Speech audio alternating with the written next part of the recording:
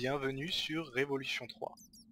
Après une catastrophe nucléaire à laquelle vous avez miraculeusement échappé, vous sortez de votre caisson cryogénique 500 ans plus tard pour découvrir un monde où la nature a repris ses droits.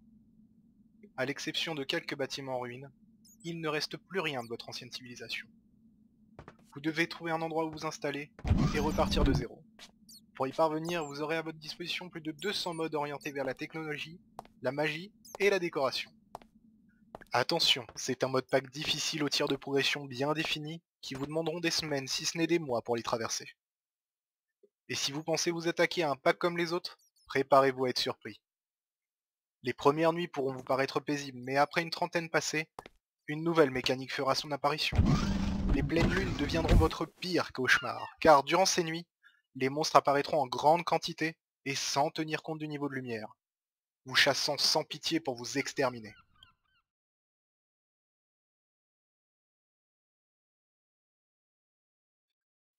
Bonjour à toutes et à tous, ici c'est Taz. Aujourd'hui je vous présente donc ce mode pack sur lequel j'ai pas mal d'heures de jeu, et je vais par la suite vous proposer une petite aventure suivie en solo. Ça me permettra de vous expliquer certains modes qui sont très peu voire pas du tout documentés en français. Je pense notamment au mode de Reika, à savoir Rotarycraft, Reactorcraft, Electricraft et bien sûr Chromaticraft, qui prennent une place importante dans ce pack. Donc, commençons la présentation des modes. Tout d'abord, un mode qui modifie grandement la manière de jouer sur ce pack, à savoir Environmind. Pour ceux qui le connaissent déjà et qui le craignent, pas d'inquiétude. Ici, pas d'hydratation ou d'oxygène à gérer, ni de sanité. Par contre, tous les blocs, à 2 ou 3 exceptions près, sont affectés par la gravité. Du coup, fini les bâtiments à l'architecture qui défie les lois de la physique. On passe à un design où il va falloir penser poutres et renforts si vous ne voulez pas recevoir le toit de votre maison sur votre tête.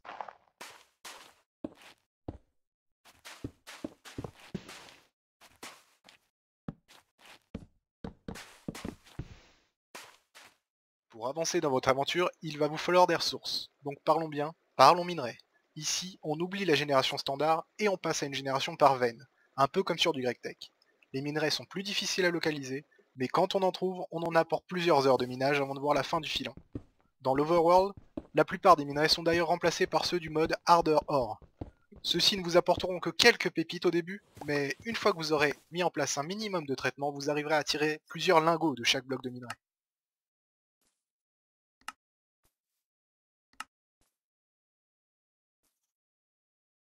En parlant de traitement de minerais, on retrouve ici des modes assez connus comme Ender.io ou Immersive Engineering. Ajoutez à ça Pneumaticraft et Galacticraft, qu'il vous faudra absolument utiliser si vous comptez vous rendre sur d'autres planètes. Ça, vous vous doutez que ces machines vont réclamer des RF pour la majorité d'entre elles, et vous avez raison. Mais attention, ici les machines sont de vrais gouffres à énergie, et à côté de ça, les sources de RF standard sont pour la plupart ridiculeusement inefficaces. Cette mécanique a été mise en place pour favoriser la génération d'énergie grâce à un des modes principaux de ce pack, j'ai nommé Rotarycraft.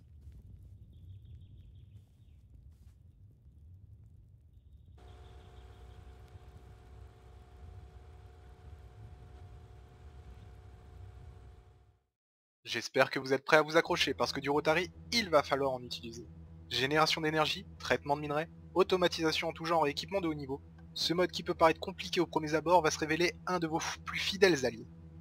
Et pour les plus furieux d'entre vous, Reactorcraft vous proposera aussi un défi de taille, la création du réacteur à fusion qui porte le doux nom de Tokamak. A côté de ça, on retrouve aussi les très connus Applied Energy Stick, Logistic Pipes, RF Tool, Draconic Evolution et plein d'autres.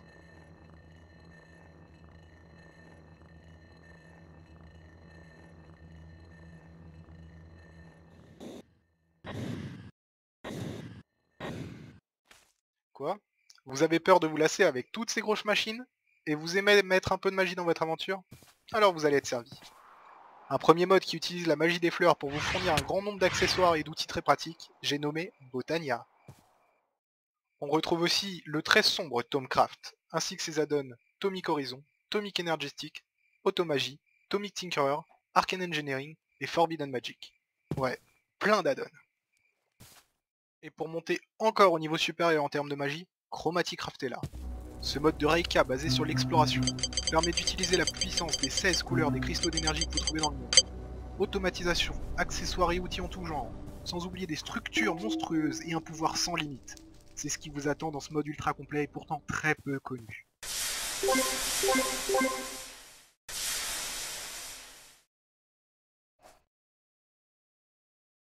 Je vais m'arrêter ici pour la présentation des modes dont vous pourrez trouver la liste en description. Si vous souhaitez tenter l'aventure, vous pourrez télécharger le modpack sur le AT Launcher. Tiens, et si, avant de se quitter, on se faisait une petite démonstration des capacités apportées par Chromaticraft. On se retrouve tout de suite en jeu.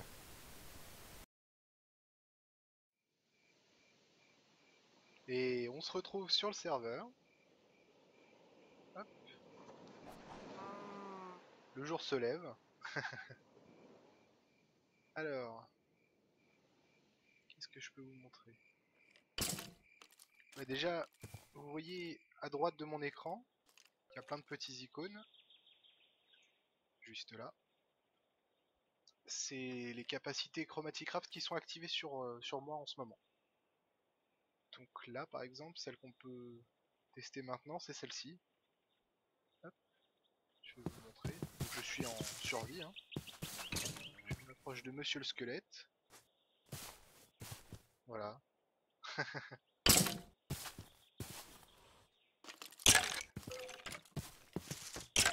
Donc, les mobs ne... Je n'aggro pas les mobs en fait. Tout simplement. Donc c'est plutôt utile. Je les vois prendre un dégât au début. Et après... Hop. D'accord. Sympa. Alors, on va aller faire un petit tour vers ma base. Ça a un peu de mal à charger. Donc ça c'est ce qu'on peut voir, c'est ce qu'on peut, comment dirais-je, c'est ce qu'on peut faire comme genre de choses à la fin de Chromatie. Hop, on va laisser charger un petit peu. Voilà. Oh là là. Alors, donc ça c'est le portail Chromatie. Très très cool. Avec les jolis N cristaux. Toujours un peu de son. Et ça, hop là. Ça c'est l'altar de dernier niveau. Boosté au max. Ici on a des arbres qui servent de batterie à l'énergie du mode. Donc on en a 3 parce que je suis... Bon, on était tout simplement 3 joueurs, enfin on est 3 joueurs sur cette base, donc chacun son arbre. Hop. Un autre genre de choses qu'on peut faire, une interaction sympathique avec Chromaticraft et Tomcraft, c'est ça. Attendez, je vais me mettre autrement pour un peu mieux voir. Voilà, je sais pas si vous voyez bien. En fait, on a une node avec tous les aspects présents dans le pack. Et tout ça, 720 points d'aspect. Ici on en a des un peu plus petites, 250. Voilà. C'est du Tomcraft, hein, vous l'avez bien remarqué. Alors, on va aller se téléporter dans une dimension pour faire les tests. Tac.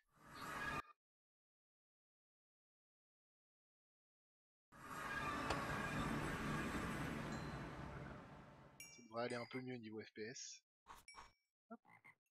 C'est ma dimension des abeilles. Des abeilles chromatiques aussi. Hein. Alors, tac, je vais m'éloigner un petit peu. 3 trucs intéressants. Voilà. Hop. Alors, donc on a une certaine quantité de compétences, enfin de capacités, comme on peut voir. Je les ai pas toutes ajoutées, mais j'en ai des plutôt sympas. Donc, par exemple, bah, on va commencer par la première. Hop. Donc, je sais pas si vous connaissez le... Alors, toi tu fais trop de bruit, merci. L'anneau de Farreach de Botania, donc qui permet d'accéder, enfin de toucher des blocs qui sont assez éloignés. Alors là c'est la version un peu upgrade, c'est-à-dire que là le bloc tout en haut là, il n'y a plus de bloc, voilà. Là l'arbre là, hop, alors, hein, ah voilà, là il n'y a plus d'arbre.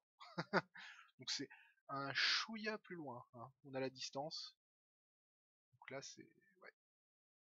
On a même le Wayla qui se met. Donc là on peut voir qu'il y a une pyramide de météoritique Iron Ore. Et donc je peux les miner d'ici, si je veux. Plutôt sympathique. Alors, tac, je le désactive. Alors ici on a du... Ça c'est un aimant je crois. Celui-là c'est le blast. Attendez. C'est assez rigolo à faire. Regardez. Hop. Hop là le bruit. Hop, je vais le charger au maximum. Et badaboum, il n'y a plus rien. Voilà. Donc ça fait une décharge de cette taille-là. Voilà. Donc voilà, si vous voulez, je sais pas, exploser du mob autour de vous. Ensuite, qu'est-ce qu'on a? Donc ça c'est le World Chief, c'est-à-dire on peut décaler un chunk, on peut le monter, je crois qu'on peut le déplacer un petit peu aussi en le poussant, etc. C'est assez bourrin. Tac, on a de la régénération, un bouclier anti-flèche, la capacité de balancer des boules de feu. Ça c'est le mode peaceful en fait que j'ai là en ce moment. On a c'est un boost de vie je crois. Voilà, si je l'ajoute, on voit que ma barre de vie a changé. J'ai pas j'ai pas de régénération. Est-ce que j'aurais quelque chose? Je sais pas. Je verrai si je peux. Là en fait on voit que la barre de vie a augmenté. On avait des joueurs sur le serveur à plus de 500 points d'XP, pas de points de vie, pardon. Donc ça fait une certaine quantité de points de vie quand même. Alors ça c'est une des premières enfin c'est la première capacité à débloquer, hein. On voit c'est un pylône chromatique. J'en parlerai à la limite dans le petit la petite aventure suivie. Donc ça on fait tomber les éclairs. Ça permet d'éviter de perdre son énergie quand on meurt. Ça c'est bon, on le voit ça, hein. C'est une onde de choc qui propulse les mobs. Un téléporteur, j'en ai pas l'utilité, mais une capacité de vampirisme. Quand vous frappez les mobs, vous récupérez des points de vie. Ça c'est le Water Strider, je crois, quelque chose comme ça, qui permet de courir sur l'eau. C'est assez rigolo. Celui-là, ça permet de détecter les mobs spawners, enfin de les voir à travers les murs, ainsi que les coffres. Alors je sais pas s'il y en a dans cette dimension. Ah, qu'est-ce qu'il y a? Ça c'est un coffre, donc on voit les coffres. Les mobs spawners, bah si, logiquement il devrait y en avoir des mobs spawners. Après je crois que ça marche que sur les donjons vanilla. Ah, donc ça c'est un donjon chromatic craft, on voit les coffres. J'en parlerai pareil. J'en parlerai dans la petite aventure. On va faire ça dans l'ordre, hein. Donc là j'en vois pas. Tac. Mais bon, ça permet déjà de débloquer, enfin de voir les coffres. Et donc on peut repérer comme ça les donjons vanilla dans l'Overworld. C'est assez sympathique. Pardon pour le bruit. Hop, je désactive. Qu'est-ce qu'on a d'autre? Ça c'est un genre de fil d'Ariane en fait. Ça permet de retrouver son chemin en fait. Ça vous montre le chemin que vous avez déjà emprunté. Alors celle-là, c'est pareil, je l'ai activée de base. Hop, j'ai mon arc sur moi. Pareil, hein. Voilà. Qu'est-ce qu'on peut faire avec Chromatic Craft? Voilà. Je sais pas si vous voyez les niveaux un peu d'enchantement et la quantité. Donc un power 10, voilà. Rien que le petit power 10, ça fait plutôt plaisir. Alors, je vais trouver un mob. Donc généralement, quand vous tirez à l'arc, le mob, hop, je vais faire le tri un petit peu. Alors, attendez, je vais virer ça et ça. Tac, voilà. Quand vous tuez un mob, bah, les loots restent au sol. Alors là, si je tue le mob, vous voyez que dans mon inventaire, j'ai des loots. Et puis en plus, bon, là, ça ajoute en plus un genre de looting dessus. Donc je sais pas si vous voyez un peu la quantité de plumes. En 3 poulets, 24 plumes, voilà. Tac. Voilà. Très très utile aussi. Surtout sur ce pack, il y a certains mobs avec des loots très très très très utiles. Alors ça c'est une capacité dont je ne parlerai pas maintenant. Ça on peut l'activer. Si donc je cours et si je fais pouf. Hop là, par contre j'ai droppé mon arc. Bah alors, tu fais une bêtise. Attendez. Hop. Non, je voudrais mon arc.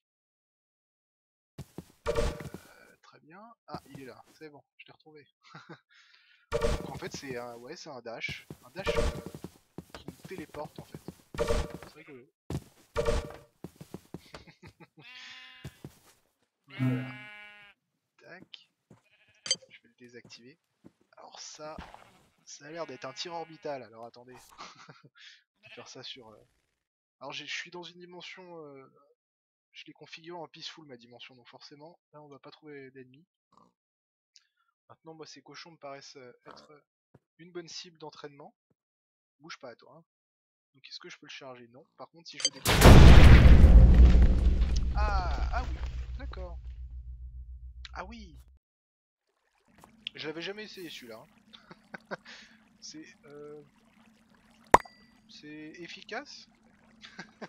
Je pense que c'est le terme. Je sais pas ce que vous en pensez. Et a priori ça fait d'énormes dégâts d'après la description. Notamment à certains mobs qu'on trouve par-delà la bedrock. Alors, qu'est-ce qu'on a d'autre? Ah, ça sera le finish je pense. Ah quoique non, ça va être celui-là le finish.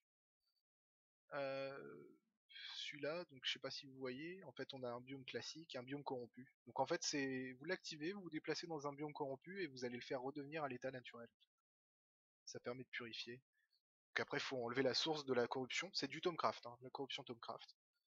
Faut enlever la source de la corruption, mais dans ce cas-là vous pouvez clean la corruption. C'est plutôt vraiment bon, très pratique hein, ce pouvoir. Donc ça, je l'ai activé. Ça permet, je sais pas si vous avez vu en fait, quand j'étais proche de mon arbre, il y avait des petites lumières comme ça qui étaient sous moi en fait. Ça permet de se charger sans fil, on va dire. Pas besoin d'interagir avec l'arbre. Alors ça, c'est une interaction avec Applied Energy Stick. En fait, vous bindez à votre Applied. Vous prenez par exemple un stack de cobble, je sais pas. Vous allez miner et tout ce qui sera au-dessus du stack de cobble va se ranger directement dans l'Applied. Et aussi ça marche dans un sens et aussi dans l'autre, c'est-à-dire que je veux faire, je sais pas, un bâtiment stone brick, je prends un stack de stone brick, je construis, et en fait ça va automatiquement remplir mon inventaire de stone brick, enfin le slot concerné en stone brick, j'en aurai toujours un stack tant qu'il y aura de la stone brick dans la plane. Donc c'est très utile. Voilà. Ça c'est une vision rayon X pour trouver les mobs. Mais les mobs hostiles, donc là ça va pas être super utile, vu qu'il y en a pas. Ah, quoique si, on voit les passifs aussi. Donc, je sais pas si... Hop, voilà, ceux-là ils sont à travers les blocs, on les voit. C'est plutôt rigolo. Ça permet quand vous cherchez un mob de le trouver assez facilement. Hop là. Alors, qu'est-ce qu'on a d'autre? Le dernier. Donc ça c'est une interaction avec Forestry. Donc, hop. Donc là, regardez. J'ai prévu le coup. Alors si je prends ça, est-ce que j'ai mon... parce que je crois pas que si je le... Hein? Ah, d'accord. Puisque là je dois avoir du Silk Touch. Est-ce que si je l'enlève ça fonctionne mieux? Donc c'est une... vous voyez que j'ai aucune abeille, enfin j'ai des forests, mais là ça va être des Rockies. Hop, je récupère hop, une Rocky, etc. Et donc si je regarde, elles sont déjà, comment dirais-je, analysées. Si je prends mon bialyseur, il n'y a aucun miel, le miel il est là. Mais si je les regarde, en fait, elles sont déjà analysées. Et ça, c'est avec le pouvoir de Chromaticraft. C'est plutôt intéressant quand vous voulez faire des abeilles. C'est plutôt pas mal. Attendez, hop. Faudrait que je fasse un peu le tri aussi dans mon inventaire, ça commence à s'empiler. Hop, ça. Ok. Alors, on en avait laissé quelques-uns de côté. Alors attendez, je vais me mettre dans une zone où pas trop de risques. On va dire ici. Ouais, on a déjà tout fait sauter. Autant y aller. Alors, une petite pluie de feu. Qu'est-ce que vous en pensez?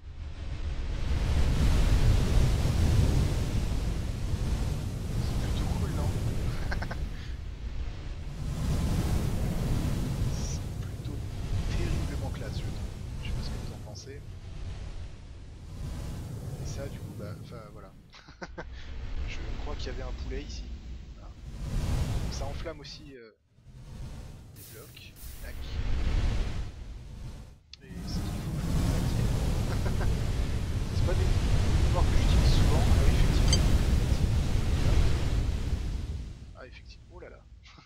Je vois un peu le bazar dans ma dimension. Y a pas...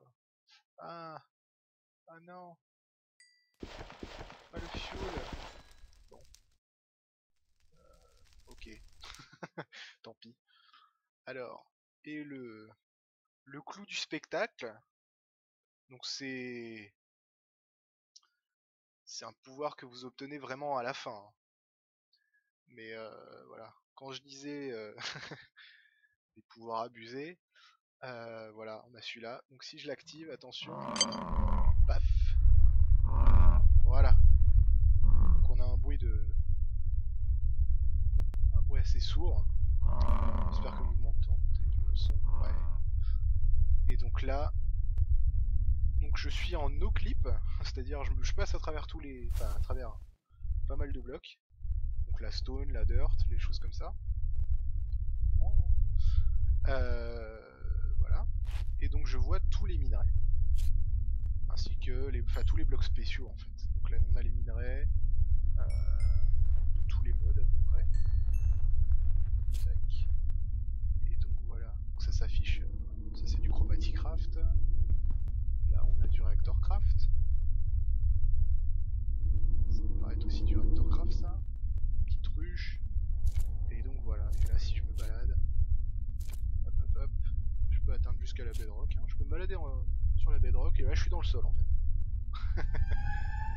Voilà ce qu'on peut arriver à faire avec Chromatic Craft. Hop. Plutôt cool, non? Donc après, ça consomme énormément d'énergie. Hop. Et c'est un des derniers pouvoirs que vous obtenez. Donc, il faut y aller quand même hein, pour finir le mode. Tac. Et donc voilà. Donc est-ce que j'en aurais d'autres à montrer? Tac, tac, tac, tac, tac. Ouais.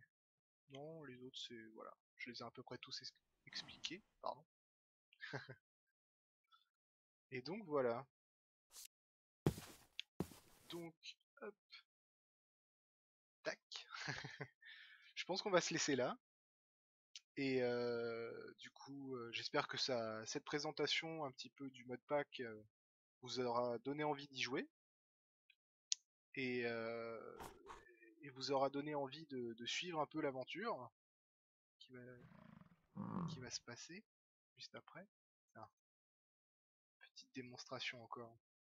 Donc là, on est sur un biomairie, parce qu'on a un vilain node méchant. Hop là. Et donc si je passe sur de la purification, logiquement, hop, voilà, regardez ça. Pas magnifique? Hop, ça prend un peu de temps, voilà.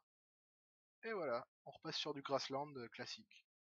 Donc après il faudrait casser le node de façon à éviter que ça se corrompe à nouveau. Enfin c'est pas de la corruption, c'est pas de la vraie corruption, mais bon, que le biome se change. Voilà voilà. Du coup, comme je disais, j'espère que si cette vidéo vous aura plu, que ça vous aura donné envie de suivre la suite, la petite aventure. Euh, et du coup voilà. Je sais pas trop quoi ajouter. Donc on va se quitter là. Je vous dis à la prochaine du coup.